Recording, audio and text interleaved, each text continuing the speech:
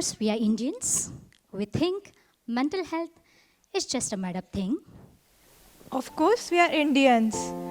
लिखने में डिफिकल्टी नहीं होती है, बस एक बहाना है. Of course we are Indians. Mood swings. एक आइसक्रीम खाने से ठीक हो जाएगा. How many of you think this real trend is valid? We Indians, many times, we treat mental health as if it is a passing phase or an attention-seeking behavior, or even worse, not as important as a physical disease. As Gurudev Swami Chinmayananda has said, training the mind is an essence of education. When the mind is trained to focus on the work at hand, one's performance becomes excellent. Welcome to the world of Arya Gurukul counselors. Here we see numerous students struggling with their emotional well-being and learning related difficulties each and every day. Let's look at the process, how we handle them, overcome their difficulties. As school counselors, our main focus is on identification and supporting school's well-being. As a child spends 8 hours a day in school, we have an advantage for observing any difficulty the child might be coping with. Yes. So when it comes to understanding any difficulties, the first step that we follow is referral, which comes through various resources, but the most easiest way is a self-referral. जब बच्चे को realise होता है कि मुझे कुछ तो जम नहीं रहा है या फिर इम्प्रूवमेंट करना है बट इम्प्रूवमेंट नहीं हो रही है. With such concerns, when the child comes to us, we help them unpack their issues to handle it better. Our teachers, our eyes and ears to the school who notices if any child requires any help. Once we receive the referrals, our next step is initial disclosure. This is a process of rapport building and seeking consent from counselee to undergo counseling process.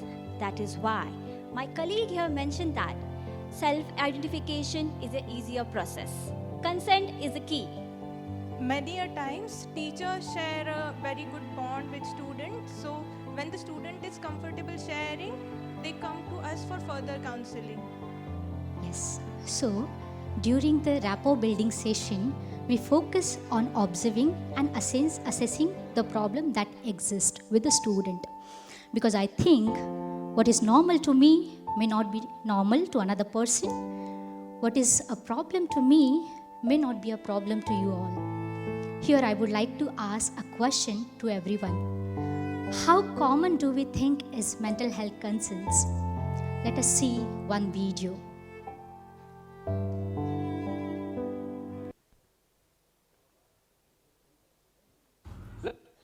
Ladies and gentlemen, I'd like to have a chat to you about dyslexia. Anyone be interested in having a dyslexic baby? What the hell kind of a question is that? World's first dyslexic sperm bank. Open today.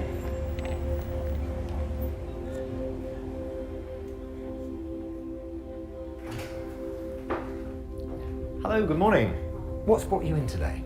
Just a bit intrigued, actually. Tell me, what do you know about dyslexia?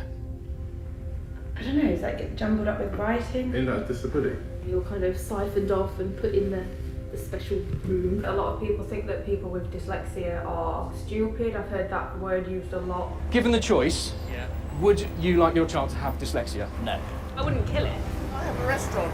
Right. My head chef is dyslexic. Okay. And there's certain things I just wouldn't give him to do at all.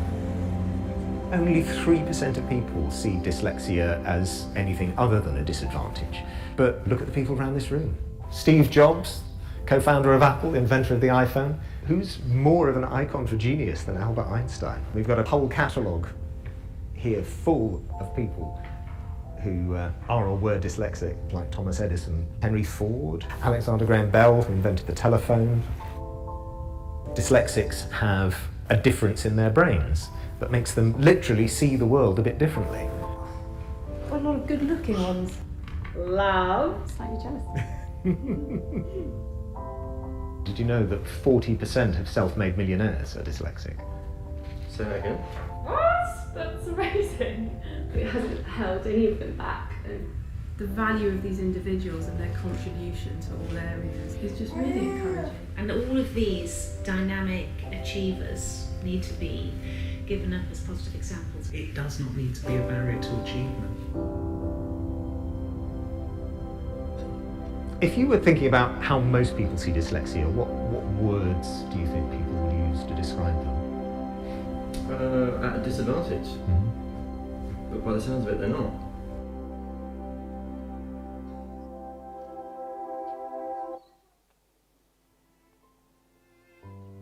जब मानसिक स्वास्थ्य की बात आती है, हम में से किस किस को लगता है कि ये तो मुझे नहीं हो सकती है, ये परेशानियाँ किसी औरों को हो सकती है. There are multiple buckets there in the school and each expert help may not be available or found in the school environment. Here we need to seek guidance and help from the external faculties or resource person. So in case of autism, we seek help from the neurologist. If the child is finding difficulties in writing, we take help from occupational therapist and special educator. Here the parents' understanding and support is very crucial. If we just remain attached with the stigma, like लोग क्या बोलेंगे, वो क्या कहेंगे, या फिर मेरे बच्चे के बारे में वो क्या सोचेंगे, ये प्रॉब्लम्स मेरे बच्चे को तो हो नहीं सकती है. If we remain with this, we will never be able to overcome such difficulties. I feel acceptance is the only key that makes process smoother for your child and to you and help them achieve their true potentials. So problem assessment plays very important role. Diagnosis gives the direction to move ahead with the therapeutic process.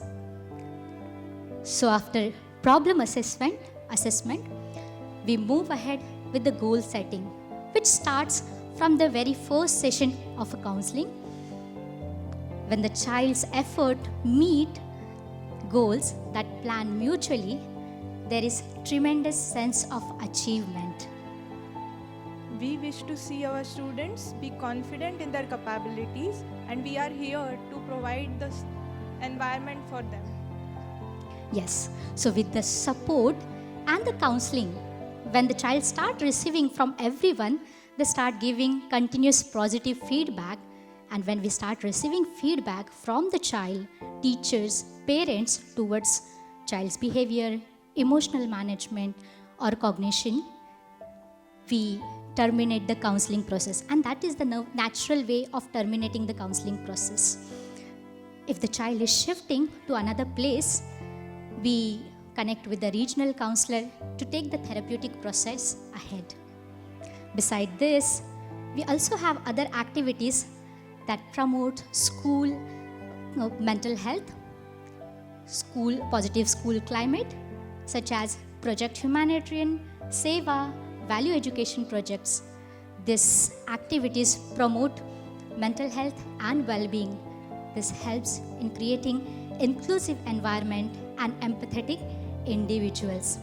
This year, I would like to give a great news to all of you, because we have a wellness calendar. If you just see your child's calendar, we have added many wellness programs for the teachers, parents and the students to support well-being of each stakeholder.